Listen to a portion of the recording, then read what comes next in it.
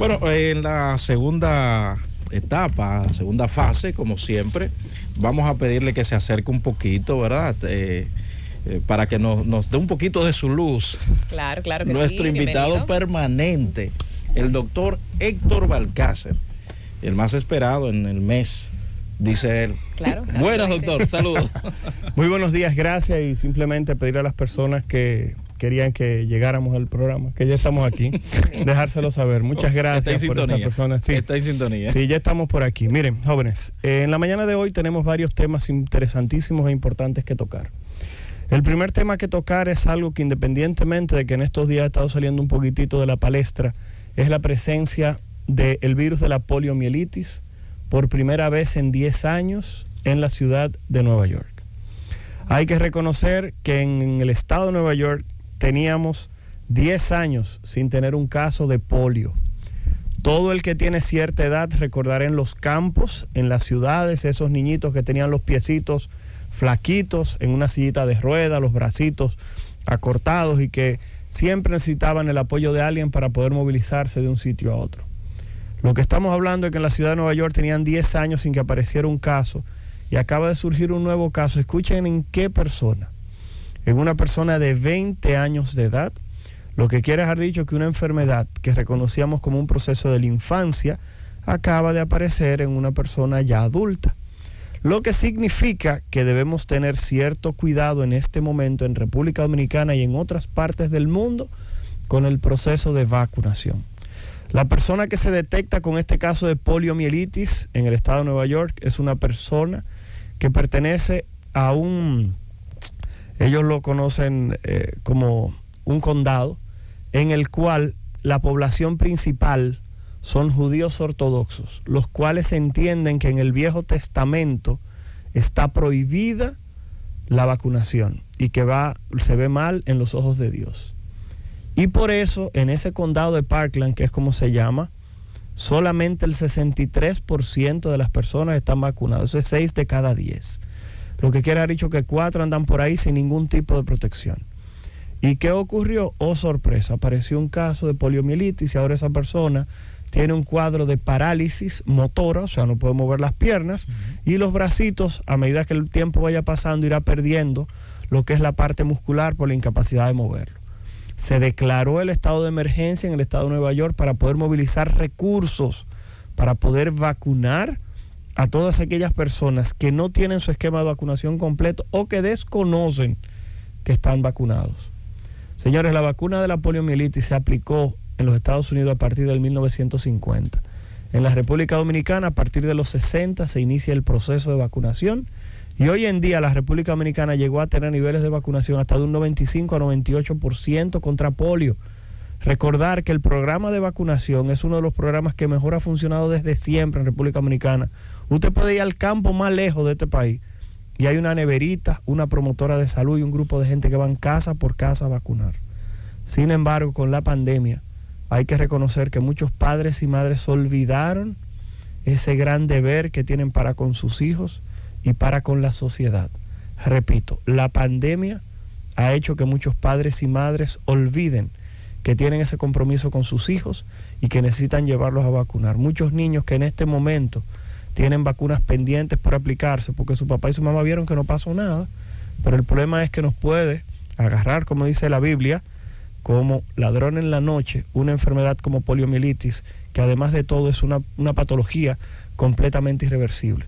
Así que el llamado tiene que ser: revise la tarjeta de vacunación de su hijo o de su hija y vaya en este momento a obtener contacto con su pediatra para que esta persona, estos niños, reciban su proceso de vacunación. Y los adultos, Roberto, que esto es importante, y los adultos, que son los que me han escrito a través de mis redes sociales, de Héctor Balcácer, me han estado escribiendo en redes sociales, preguntándome: Balcácer, yo voy para Nueva York, leí que hay un estado de emergencia, ¿me tengo que vacunar? Y el asunto es que si usted como adulto desconoce si tiene o no su esquema de vacunación completo contra el polio, usted debería aplicarse por lo menos 3 dosis de la vacuna. Repito, en caso de que usted desconozca su estado de vacunación. Es muy poco probable porque generalmente aquí los dominicanos somos muy dados a las vacunas, pero justamente con toda la campañita que tuvimos durante lo que fue el coronavirus, de los grupos antivacunas y los conspiranoicos, sé que muchas personas se salieron del bando de las vacunas, pero recordarles que el bando fuera de las vacunas es un bando muy peligroso, ya que las vacunas, luego de los antibióticos y luego de cocinar los alimentos, son las medidas que más muertes previenen cada año. La poliomielitis, que era lo que decía Roberto ahorita, exacto, causaba 35,000 muertos todos los años. Repito, 35,000 muertos todos los años en los Estados Unidos. Y ustedes saben cuál es la tasa de vacunación en territorio norteamericano, 93%. Sin embargo, en 5 condados del estado de Nueva York, sobre todo donde hay una mayoría de personas que no creen en el proceso de vacunación, la tasa de vacunación está en un 62-63%. ¿Y tú sabes cuál es el peligro?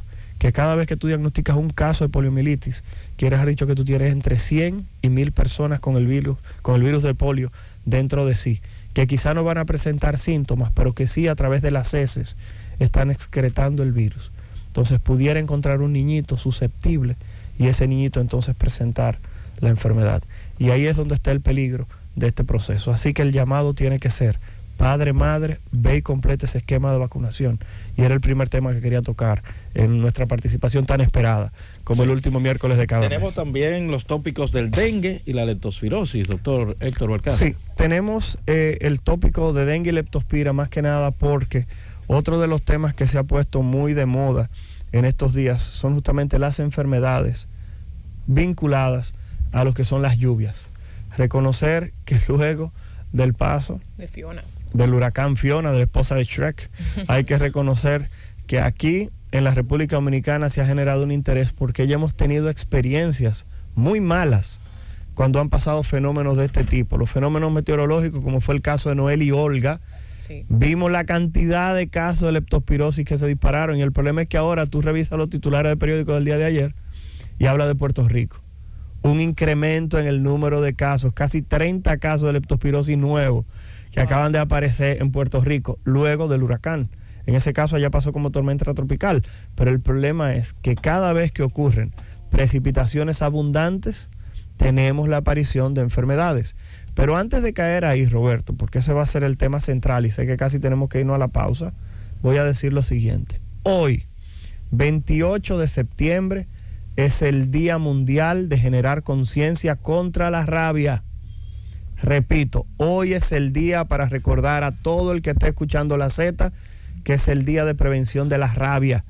Y que usted que tiene un perro, pero más que un perro, un gato, porque el problema es ese, que la gente nada más vacuna a los perros. Así es, así es. Ustedes se dan cuenta que hay alguien que tiene 10 gatos en su casa, le paren 5 y 6, tienen 20 gatos en la casa. Y nadie se preocupa por llevar a vacunar a los gatos. Y cualquier mamífero, estamos hablando desde un murciélago hasta una vaca, pudiera tentativamente transmitir lo que es la rabia. Pero los humanos tenemos más que nada contacto con los perros y los gatos. Por tal razón, perros y gatos deberían tener su esquema de vacunación contra la rabia completo. Y voy a decir algo: luego de que usted lo vacune, y aquí está el llamado más grande a usted irresponsable, a nuestros oyentes, claro, usted tiene que colocar un refuerzo todos los años a sus mascotas. ¿Por qué razón? Porque no hay nada que preocupe más que en un residencial o en un edificio alguien saque a pasear un perrito, se monte un vecino y, oh sorpresa, se le pegó el chihuahua, ¡chua!, de una pata. Entonces ahí comienza el corre-corre. ¿Está vacunado el perro? ¿No está vacunado? Eso forma parte también de lo que es la buena convivencia entre vecinos, que su animalito tenga todas sus vacunas al día. Y hoy, que es el Día Mundial de la lucha contra la rabia, hay que hacer un llamado a todas las personas que escuchan la Z101, diciéndoles: vacune a sus animales para que pueda prevenir lo que es este proceso, que como subí en nuestras redes sociales, repito, DR, Héctor con H y Balcázar con B alta, es una enfermedad con una letalidad de casi el 100%. Y no digo que es del 100% porque se han salvado como 5 o 6 gente en toda la historia de la humanidad, pero la realidad es que generalmente al que le da rabia, usted simplemente tiene que ver si usted tiene un plan funerario por ahí. Héctor, a propósito de lo que tú planteas de la rabia, antes los promotores de salud precisamente se trasladaban a algunos lugares, a algunos sectores, a algunos pueblos, precisamente vacunando a estos animales, a los perros, no tanto a los gatos, como bien tú decías, pero eso no lo vemos. Y por ahí andan 100 perros que ni siquiera usted no conoce ni el dueño. Entonces, es un peligro. Bueno, tú puedes hacer el llamado, si tú participas de alguna emisora con alcance nacional, tú puedes hacer el llamado para que las autoridades pues, se pongan en eso. Pero creo que el día de hoy sería un buen momento, sobre todo porque se ha puesto muy de moda muchas organizaciones que rescatan animales, sí, y que hablan de desparasitarlos y que hablan de brindarle hogar, de protegerlos, etcétera, de alimentarlos. Y creo que junto con ese proceso también debe ir acompañado todo de la administración de las vacunas pertinentes, sobre todo enfermedades, repito, como la rabia, que puede pasar de un perro, un gato, al ser humano y, repito, convertirse en una enfermedad 100% letal cuando una persona lo padece. Con la receta médica de la Z. Continuamos en la receta médica de la Z, ya son las 12:08. Pamela, ¿tenías una pregunta para el doctor también? Sí, doctor, para nuestros oyentes, ¿qué pueden hacer si pasa el mismo ejemplo que usted decía hace unos minutos? Si me muerde un perrito o un gato me aruña o me muerde, ¿qué debo hacer si no se sabe si está vacunado o no? ¿A dónde acudir? Mira, la realidad es que va a depender del escenario. Y cuando te hablo que depende del escenario, es específicamente lo siguiente.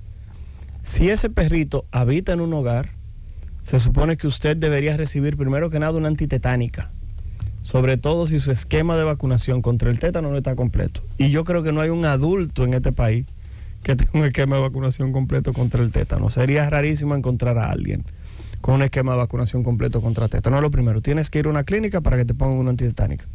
Número 2, tienes que limpiarte la herida con abundante agua y jabón, y dependiendo de la profundidad o de la lesión que te hayan ocasionado, el uso de antibióticos no, eso ya va a quedar a discreción del médico tratante. Pero en cuanto a la rabia, si es un animalito que está en un hogar, que fue porque tú lo pisaste o porque hubo algún tipo de provocación, entonces hay que reconocer que quizá el riesgo sea bajo y el animalito se puede quedar 10 días en observación. Si el perrito o el animal fallece o se desaparece, tú tienes que sospechar que posiblemente ese animal estaba contagiado de rabia, porque es el periodo habitual en el que va a presentar algún tipo de sintomatología. En ese caso, usted tiene que ir al antirrábico, que todo el mundo sabe que está por ahí por la Duarte, sí, y tiene que decirle lo que le ocurrió y le van a iniciar un proceso de aplicación de vacunas o de inmunoglobulina, dependiendo de lo que decide el doctor, para prevenir lo que es la rabia. Y el problema es que son un reguero de inyecciones que hay que ponerse. Bueno. Entonces, por eso es que hay que reconocer que usted necesita, repito, vacunar a sus animalitos. Si es un animal de la calle, el asunto es peor. Pues si es un animal de la calle que usted no sabe dónde está, usted no lo vuelve a ver, usted vuelve con la familia, no tiene dueño, y usted se pasa 3 días buscando al animal y usted no lo ve por ninguna parte. Salga huyendo para el susto es peligroso. Sí, salga para el antirrábico, porque la realidad, vuelvo y comento, es que si ese animal tenía rabia, usted puede presentar una enfermedad mortal que gracias a Dios es prevenible con las medidas que acabamos de decir. Lo otro que hay que mencionar es que hay algunos animales, como son los hurones, que cuando alguien se expone a un hurón, imaginemos que usted esté, porque hay muchos hurones, por ejemplo, en la parte este del país, usted está, por ejemplo, vacacionando en un resort de eso, y un hurón agarra y le brinca arriba y lo muerde, hasta que se demuestre lo contrario. Toda mordedura de un hurón se considera que el mismo es portador del virus de la rabia y que lo atacó justamente por esa situación. Y usted tiene que ser trasladado al centro antirrábico para que reciba la profilaxis, o sea, las medidas de prevención para evitar que usted enferme. Muy bien. Entonces, le preguntaba antes de irnos, doctor, que usted tiene pendiente, sí, claro, el tópico del dengue. Ok, vamos a hablar del dengue. Miren, lo primero es que en este momento en la República Dominicana hay cerca de 4.500 casos de dengue en el último boletín del Ministerio de Salud Pública que está en internet. Repito, cerca de 4.500 casos. Número 2, en ese boletín hay 24 fallecidos, independientemente de que hay algunos datos preliminares por ahí que hablan de que ya rondamos cerca de 30 personas que han perdido la vida fruto de la infección por dengue. La realidad es que da pena que todavía en este momento, en un país que vemos dengue todos los años, todavía estemos reportando mortalidad por esta enfermedad. Da pena, ¿por qué? Porque es una enfermedad que lo único que necesitan las personas para poder controlar el proceso es ser hospitalizada a tiempo y recibir soluciones, líquidos, suero, como llamamos por aquí. ¿Por qué? Porque estamos hablando de una enfermedad que no tiene en este momento tratamiento específico. O sea, no existen medicamentos para tratar el dengue. Usted lo que hace es que ingresa a esa persona, le calcula la cantidad de líquido que le corresponde y se mantiene tomándole la presión cada cierto tiempo. Y en este sentido hay que reconocer que dónde están los errores. En ocasiones puede ser realmente que sí, que el médico tarde un poquitito en sospechar el cuadro de dengue, pero la realidad es que somos muy dados en República Dominicana a la automedicación, y los pimientos morrón y la guayaba, yo quisiera que el Congreso hiciera alguna legislación para que le den una pela en un campo público. Yo sé que mucha gente va a decir, esos son ustedes los médicos que no confían en la medicina natural. Señores, nosotros acabamos de tener una persona en el Centro Médico UCI hospitalizada con un dengue, y el jovencito iba evolucionando de manera satisfactoria y se dio unas harturas de pimientos morrones con guayaba e hizo una distensión abdominal importante. Eso es un jugo que cae extremadamente pesado, además de que da náusea y vómito. Entonces los pacientes con dengue que tienden a tener una predisposición a deshidratarse no pueden estar tomando ese tipo de cosas. Aquí también le han dicho a la gente que comer palomas aumenta las plaquetas. Yo estoy cansado de decirle a la gente que no es real. No, te lo he escuchado cuando, ¿verdad que sí? Que le han dicho que comer palomas. Porque tiene mucha sangre. Sí, yo no sé. Entonces, ¿cuál es el inconveniente? El inconveniente es que nada de eso es real. El dengue tiene un problema, señores. Y es que es una enfermedad que todo el mundo, o casi todo el mundo, le dura alrededor de 7 días. Dura 10 días en poquísimos casos. Lo que quiere dejar dicho que si usted comienza a tomar pimientos morrones con guayaba al 6º día de usted tener dengue, cuando las plaquetas le están bajando, ya el otro día las plaquetas van a comenzar a mejorar y la fiebre se le va a quitar, y usted va a decir que fue por el pimiento morrón o la guayaba, no por el proceso normal de evolución de la enfermedad. Y eso es así. Entonces, por tal razón, no se ponga a ti inventando con eso, que un día van a envenenar a una gente. Por favor, aquí la gente hace de todo.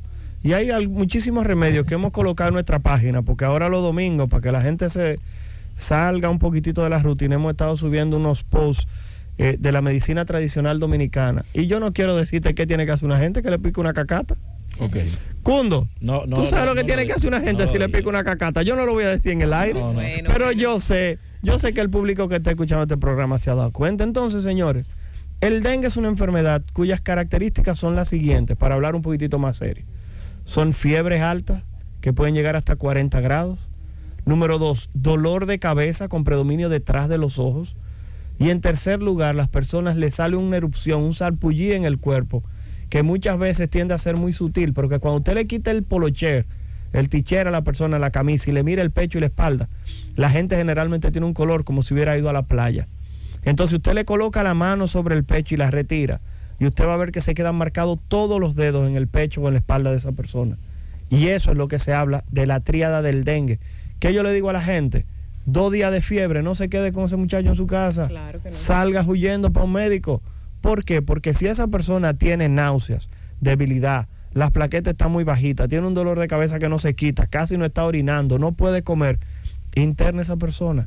¿Por qué razón? Porque el dengue, al igual que todas las enfermedades, cuando se tratan a tiempo, usted puede disminuir lo que es mortalidad. Vamos con algunas llamadas del público a través del 809-732-0101, 809-221-0101 y al 855-221-0101. Cualquier inquietud que usted tenga en torno a los tópicos que ha estado tocando el doctor Héctor Balcácer en esta tarde, puede externarla en este momento. Buenas, receta médica.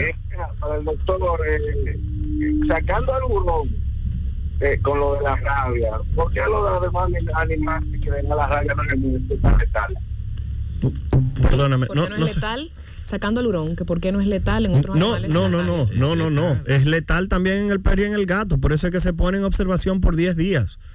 Porque estamos hablando que generalmente en ese periodo de tiempo también el gato o el perro se van a morir o van a tener cambios conductuales. Mucha gente cree que la rabia es un proceso como que a la gente le da un ataque. La rabia es una encefalitis. La rabia es un proceso infeccioso que afecta el cerebro. Ese virus va lentamente a través de los nervios avanzando hasta que llega al cerebro y la persona a nivel cerebral entonces presenta complicaciones. Estamos hablando de que es un proceso, vuelvo y repito, cerebral. en el cual las personas van a morir por un problema a nivel de cerebro. Y repito, han ocurrido casos de rabia con reportes de supervivientes, pero las personas que han salvado están en los libros escritos. Bueno, buenas tardes. Receta médica. Saludos. Receta médica, buenas. Sí, muy buenas, doctor. Adelante. Buenas. Muchas gracias. Lastimosamente, yo vi a una persona que lo picaron 2 cacatas. Y da pena y vergüenza esa situación, de verdad que sí, pero es real. Y aplaudo su campaña. Muchísimas gracias, hermano, muchísimas gracias. Buenas. Receta médica. Buenos días. Saludos. Mi nombre es Fior. Adelante. Con relación a las vacunas de los perros, a mi perro lo mordió un perro pitbull. Él se salió del patio y el otro perro estaba afuera y el otro perro lo mordió. Y yo no sé si está vacunado. El mío sí, tiene todas sus vacunas. Y cuando ese perro lo mordió, él comenzó a soltar baba. Y estaba como que no reaccionaba. Y duró así como 2 días. Y después se puso bien, se puso normal. Ok. Bueno, es lo que te repito. Si pasaron 10 días y el perro no tiene ningún tipo de manifestación de agresividad, de eso de la baba que tú estabas diciendo, o no ha muerto, es muy poco probable que sea rabia. Como quiera, nuestra recomendación siempre es la misma, que traten de buscar asistencia médica para que esa persona sea evaluada y se ponga en una balanza la necesidad o no del uso de medicamentos para prevenir la rabia, porque te repito, al que le da rabia las probabilidades de salvarse son muy, muy pocas. 809-732-0101, 809-221-0101 y al 855-221-0101. Algunas personas le han estado haciendo el llamado a las autoridades para la fumigación a propósito de esto del dengue y la descacharización sí, que se ha estado pues hablando un poco acerca de esto, pero parece ser que todavía la gente no tiene la conciencia de sacar todas esas cosas que tiene en su casa, de criaderos de dengue, doctor Héctor. Roberto, mira, hablamos de dengue, pero la realidad es que después de lluvia, otro de los procesos que vamos a ver que va a incrementarse, sobre todo en la semana por venir, van a ser los casos de malaria. Sí. 2 situaciones. En República Dominicana todos los años se reportan 200, 300 casos de malaria, pero en Haití se reportan más de 5,000 todos los años. Entonces, ¿cuál es el problema? El problema es que con la situación que tenemos en Haití sabemos que muchas personas van a venir hacia acá. Los servicios de salud en Haití sabemos que están colapsados igual que todos los procesos. Razón por la cual identificación y tratamiento de aquel lado es una situación difícil, porque sabemos que muchas personas pueden venir para acá y pueden portar las enfermedades que tienen en su territorio. Eso no está mal, porque nadie va a dejarse morir. Yo no estoy diciendo nada malo de eso, estoy hablando simplemente de la parte meramente médica, porque en los países donde hay conflictos, como ha ocurrido con Afganistán, con el Líbano, en todos esos sitios han ocurrido procesos y brotes de enfermedades que anteriormente estaban controladas en otros países, pero al proceso de la migración, justamente por la ayuda humanitaria, han aparecido casos de enfermedades que estaban controladas en otro lugar. Entonces, ¿qué ocurre? Uno escucha mucho a la gente que el gobierno tiene que ir a fumigar, que yo no veo gente fumigando, señores. El que se va enfermo es usted, no el gobierno. Así es. Entonces, el primer paso que hay que dar es usted que lo tiene que dar. En su casa. Es usted que en su casa tiene que verificar. Si usted sabe que usted tiene 3, 4 gomas que usted le cambió al carro hace 10 años y la tiene tirada en el techo, dele la vuelta a esas gomas. Si usted sabe que usted tiene un reguero de pote que usted tiene por mitad, que lo cortó porque usted antes de tener cisterna se echaba agua con un jarrito y lo hacía con medio galón, vaya y bótelo en el zafacón. Y eso es algo que no podemos olvidar. ¿Tú sabes por qué, Roberto? Porque la salud, como decía un anuncio justamente del Ministerio de Salud Pública, es un proceso individual. Es algo en el cual usted tiene que preocuparse. Y tiene que preocuparse también por las personas que están en el entorno, por sus hijos que tienden a ser los más vulnerables. Sí, entonces, Roberto, otra cosa que voy a decir aquí. Mencionamos leptospira de manera tangencial, pero voy a decir algo que digo cada vez que hay una temporada de lluvia y que caen muchísimas precipitaciones. Las personas que están en los grandes residenciales, las personas que están en las torres, las personas que están en sus casas, que entienden que como estas personas tienen en este momento una cisterna, tienen un pozo ellos no tienen de qué preocuparse. Señores, cada vez que llueve y el agua pasa por encima del nivel de la cisterna, de la tapa de la cisterna, que pasa siempre, esa agua filtra para esa cisterna.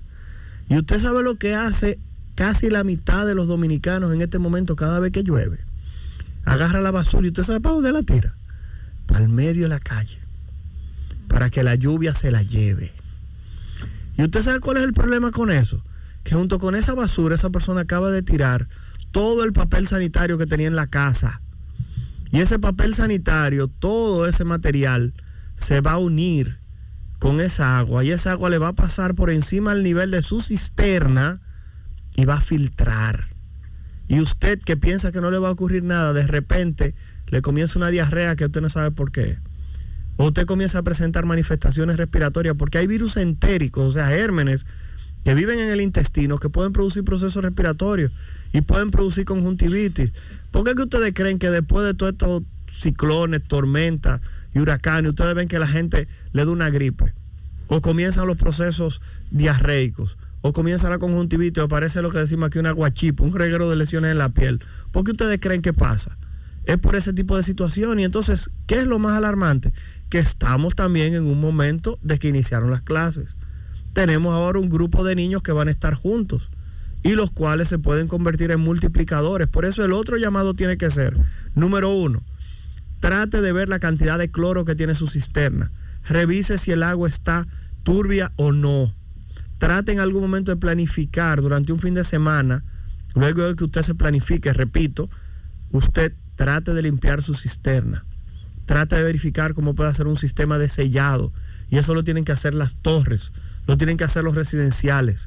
Entonces usted tiene que verificar si tiene cloro o no, tratar de clorar esa agua y buscar un medidor de cloro para disminuir el riesgo de aparición de enfermedades. No lo olviden. Entonces, ¿cuál es la segunda parte de todo esto?